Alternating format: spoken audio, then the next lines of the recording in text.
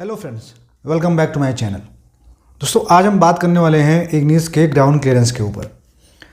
आपको पता है इग्निस खरीदने का एक इम्पॉर्टेंट या फिर काफ़ी सारे लोगों का एक पहला रीज़न होता है ऐसा ग्राउंड क्लियरेंस, जहाँ पे थोड़े ख़राब रास्ते हैं या फिर किसी के यहाँ थोड़ा सा घर पे चढ़ाई है तो गाड़ी कभी कभी उतरने में चढ़ने में दिक्कत करती है। तो लोग सोचते हैं कि एक छोटी गाड़ी लेनी है बट जिसका ग्राउंड क्लियरेंस हाई हो। और पंच के आने से पहले इस सेगमेंट में गाड़ियाँ बहुत कम थी, जैसे कि मतलब मेरे ख्याल से तो ये बेस्ट कार हुआ करती थी पंच के आने से पहले। और मेरा ओपिनियन क्या है, पंच के कंपैरिजन में इग्निस कैसी है, इसका मैं कभी और वीडियो बनाऊंगा। लेकिन आज हम फोकस करेंगे इग्निस के ग्राउंड क्लियरेंस को डिकोड करेंगे। तो ग्राउंड क्लियरेंस आपको पता है इसका 180 mm है, लेकिन वो प्रैक्टिकली कैसा है क्या नहीं है, काफ़ी लोगों ने टेस्ट किया, आपने देखा भी होगा। लेकिन मैं आपको इस वीडियो में कुछ ऐसी जानकारी दूंगा जो आपको शायद कहीं नहीं मिलेगी। इवन आपको मारुति भी नहीं बताती, ना ही कोई ऑटोमोबाइल का चैनल या फिर ब्लॉग उसको आपको बताता है। आज हम बात करने वाले हैं, मैंने एक पेपर पर सब कुछ नोट डाउन किया, मैं आपको सब कुछ बताऊंगा। सबसे पहले आप ये जानिए कि इग्निस का ग्राउंड क्लियरेंस 180 mm है, दैट इज़ फाइन। बट इससे ज़्यादा इंपॉर्टेंट कुछ चीज़ें हैं जो आपको जाननी चाहिए। इसका जो अप्रोच एंगल है और डिपार्चर एंगल है और ब्रेक ओवर एंगल है वो कितना है। तो इसको मैंने प्रॉपरली खुद जाके मेज़र किया, लेकिन मैं उसको शूट नहीं कर पाया क्योंकि मैं अकेला था। मैंने सारे टूल्स लिए थे, मतलब प्रोटेक्टर लिया और मतलब जो चीज़ें ज़रूरी थी मैंने सब कुछ लिया, उसको मेज़र किया और मैंने खुद वेरीफाई किया। उसके बाद इंटरेस्टिंगली जब मैं इसको रिसर्च कर रहा था तो मैंने जो सुजुकी ऑस्ट्रेलिया की जो वेबसाइट है, सेम इग्निस ऑस्ट्रेलिया में बेची जाती है, बस उसकी थोड़ी सी चौड़ाई कम है और प्लस उसका इंजन जो है उसमें डुअल जेट इंजन आता है जो थोड़ा सा ज़्यादा bhp देता है, 88 bhp शायद। और उसमें कुछ स्टेबिलिटी लाइक ESC और कुछ एक्स्ट्रा सेफ्टी फीचर्स हैं, बाकी गाड़ी सेम है। तो जब मैंने वहाँ पे देखा और जो मेरा मेज़रमेंट था वो ऑलमोस्ट सेम था। हालांकि सेम इग्निस जो है आपको देखने में लगेगी यूके में भी आती है, काफ़ी और कंट्रीज़ में आती है, लेकिन यूके में जो आती है उसका जो वो 4 व्हील ड्राइव है तो उसका जो अप्रोच एंगल, डिपार्चर एंगल और ब्रेक ओवर एंगल है वो अलग अलग है।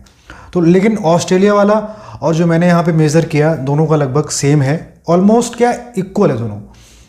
तो पहले मैं आपको बता दूं, अगर आपको पता नहीं कि अप्रोच एंगल, डिपार्चर एंगल और ब्रेक ओवर एंगल क्या होता है, तो अभी मैं आपको इस पर फ़ोटोज़ मैंने बनाई हुई हैं कुछ, उसको मैं आपको दिखाऊंगा। प्लस मैंने आपको एक्सप्लेन भी किया हुआ है एक छोटे से क्लिप में, उसको दिखाऊंगा, मैं अटैच कर दूंगा इसमें। ब्रेक ओवर एंगल की सबसे पहले बात करते हैं, या फिर पहले हम अप्रोच एंगल की बात करते हैं। तो अप्रोच एंगल मतलब कि गाड़ी के फ्रंट से देखा जाएगा, जो गाड़ी का आगे का सबसे निचला भाग है। मतलब जैसे कि इस गाड़ी में जो स्किड प्लेट है वो सबसे नीचे जाती है, आगे बम्पर से भी नीचे स्किड प्लेट आप नीचे देखेंगे तो नीचे तक जाती है वो। वहाँ से लेके जो आपका टायर जहाँ पे खड़ा हुआ है, अगर आप एक प्लेन सरफेस पे हैं तो वहाँ से जो ये लाइन ऐसे बनेगी, जो ये एंगल आएगा जो टायर के बीच में, सरफेस के बीच में, और जो आप एक लाइन खींचेंगे टायर और सबसे नीचा जो उसका स्किड प्लेट का हिस्सा है उसके बीच में जो एंगल बनेगा उसको बोलते हैं अप्रोच एंगल। और इग्निस का जो अप्रोच एंगल है वो ठीक ठाक है, ठीक ठाक कहें या फिर अच्छा कहें। अब रेफरेंस के लिए मैं आपको भी कुछ फिगर्स बताऊंगा, आप उससे फिर अंदाज़ा लगाइएगा कैसा है ये इस सेगमेंट के हिसाब से। तो इग्निस का जो अप्रोच एंगल है वो है 20 डिग्रीज़। यानी कि अगर आपके यहाँ पे किसी के यहाँ पे अगर रैंप बना हुआ है घर पे चढ़ने के लिए, और उसको आप देखिए, अगर वो आपका जो रैंप है उसका अगर एंगल 20 डिग्री से ज़्यादा है तो शायद थोड़ी सी प्रॉब्लम हो आपको, अदरवाइज़ आपको बिल्कुल परफेक्टली गाड़ी जो है उस पर नीचे जाएगी, ऊपर आएगी, ये चीज़ है। उसका डिपार्चर एंगल की बात करें तो डिपार्चर एंगल पीछे से होता है, जो पीछे का आपका पहिया है, जो पीछे का सबसे नीचे का पोर्शन है आपका, इसमें भी इसकी प्लेट ही है इग्निस में, उसके बीच जो आप प्लेन और टायर्स के बीच जो एक लाइन खींचेंगे उसके जो एंगल बनेगा, जिसे मैं आपको इसमें फ़ोटो में दिख रहा होगा, आपको मैंने अटैच किया हुआ है, तो वो एंगल जो है उसको बोलते हैं हम डिपार्चर एंगल। यहाँ पे इसका इग्निस का डिपार्चर एंगल बहुत ही ज़्यादा इम्प्रेसिव है। इवन मोस्टली जितनी SUVs भी हैं इंडिया में उनसे सबसे ज़्यादा इसका डिपार्चर एंगल है। मैं सबसे ज़्यादा शायद ना बोलूं, लेकिन मेरे ख्याल से अगर टॉप 5 गाड़ियाँ निकाली जाए इंडिया में जिसका डिपार्चर एंगल सबसे ज़्यादा है तो इग्निस भी उसमें से शायद एक होगी। इसका डिपार्चर एंगल है 38 डिग्रीज़। 38 डिग्रीज, मतलब बहुत ज़्यादा है। अगर आप पीछे का मेज़रमेंट लेंगे तो ये जो मतलब प्लेन सरफेस से, रोड से, और जो इसकी जो ऊंचाई है पीछे वाले सिर प्लेट की, ये अराउंड 300 mm है, मतलब 30 सेंटीमीटर। भले इसका ग्राउंड क्लियरेंस 180 mm है, लेकिन ये 300 mm है। और जो आगे वाला इसकी प्लेट है उसकी जो प्लेन से हाइट है वो अराउंड 182 mm की है। मैंने नापी, मेज़र की हुई पूरी प्रॉपर आज। अब इसका ब्रेक ओवर एंगल जो है वो सबसे इंपॉर्टेंट है। जैसे मान लीजिए आप कोई ब्रेकर क्रॉस कर रहे हो, ऊंचा सा ब्रेकर है, आपका अगला चक्का निकल गया, अप्रोच एंगल बढ़िया, डिपार्चर एंगल बढ़िया, पिछला चक्का निकल जाएगा, लेकिन बीच में कभी कभी ऐसी सिचुएशन आती है कि बीच में गाड़ी टंग जाती है। अब गाड़ी का जो व्हील बेस है, जैसे कि दो टायर के बीच जो दूरी है वो है इसकी 2435 mm। 2435 mm मतलब कि आप इसको 1217 mm के जो बीच में जो पॉइंट आएगा वहाँ से और जो अगला टायर है वहाँ के बीच में एक लाइन खींचेंगे और पिछले टायर के बीच में लाइन खींचेंगे, जो वहाँ पे प्लेन से और उसके बीच जो लाइन के बीच जो एंगल बनेगा, जैसा कि आप फोटो में देख पा रहे हैं इसमें पिक्चर में, ये एंगल होता है ब्रेक ओवर एंगल। इग्निस का ब्रेक ओवर एंगल थोड़ा सा कम है, वो है 18 डिग्रीज, लेकिन ये सफिशिएंट है। मतलब आप आराम से छोटे मोटे गड्ढे, छोटे मोटे ब्रेकर्स आराम से, छोटे मोटे क्या अच्छे खासे ब्रेकर्स आप आराम से पार कर जाएंगे, कोई दिक्कत नहीं होगी। हाँ, छोटी गाड़ी है, सस्पेंशन थोड़ा सा स्टिफ है, लेकिन एसयूवी जितना स्टिफ नहीं है।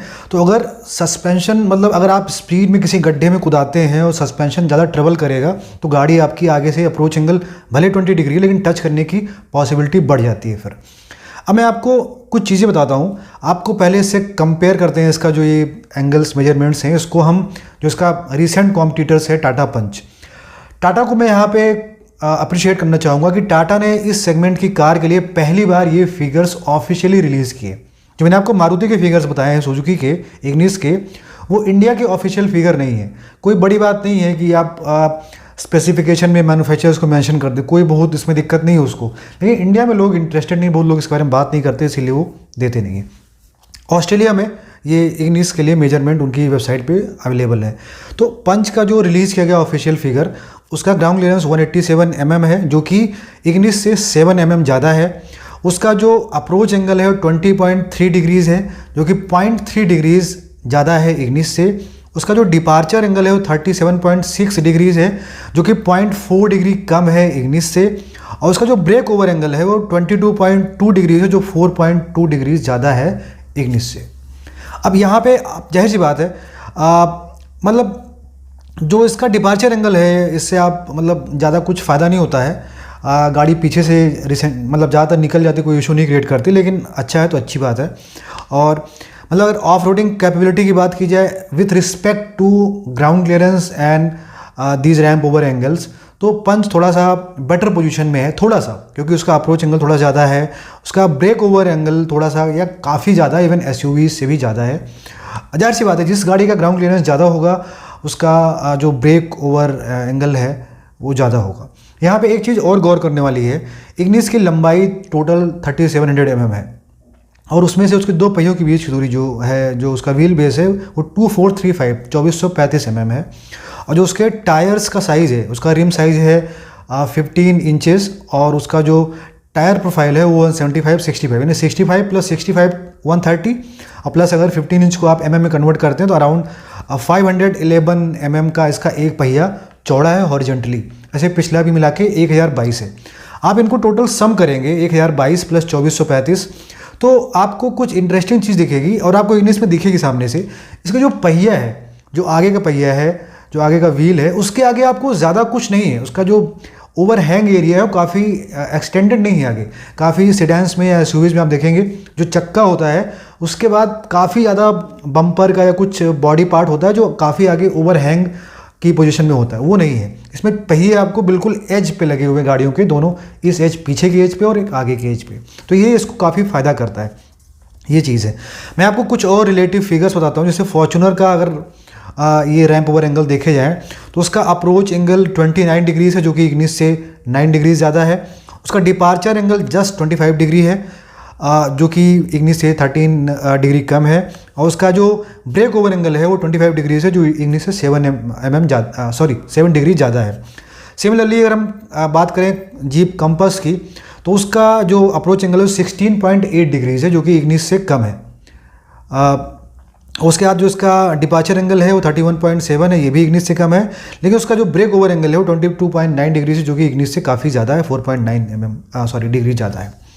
सिमिलरली अगर कुछ गाड़ियां हैं, ऐसे मोस्टली गाड़ियों का जो डिपार्चर एंगल होता है वो अप्रोच एंगल से ज़्यादा ही होता है, लेकिन कुछ एक गाड़ियां जिनका डिपार्चर एंगल कम था, जैसे कि पहले जो इंडेवर आती थी हम देखी होगी लंबी वाली, उसका डिपार्चर एंगल कम हुआ करता था। इवन उसका डिपार्चर एंगल अभी जो नई वाली थी उसका भी शायद कम ही था।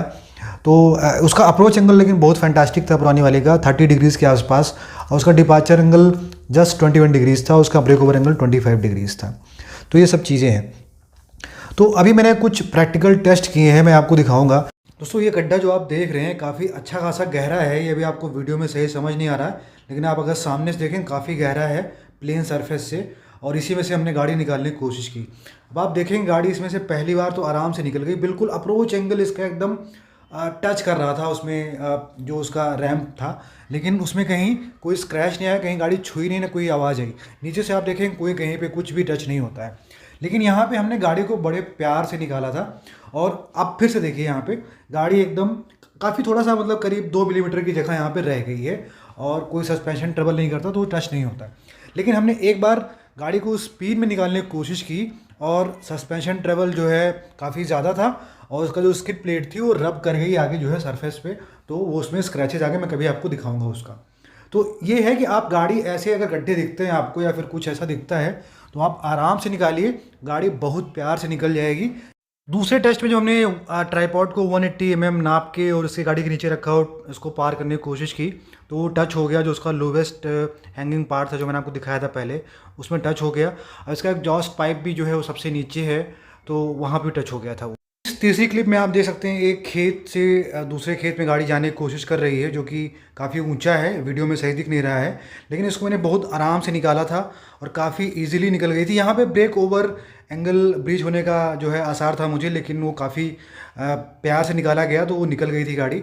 और इतना ऊंचा था कि चढ़ भी नहीं पा रही थी, लेकिन आप देखेंगे यहाँ पे एकदम ब्रेक ओवर एंगल एकदम टच करने वाला है, लेकिन कोई दिक्कत नहीं हुई और गाड़ी आराम से निकल गई।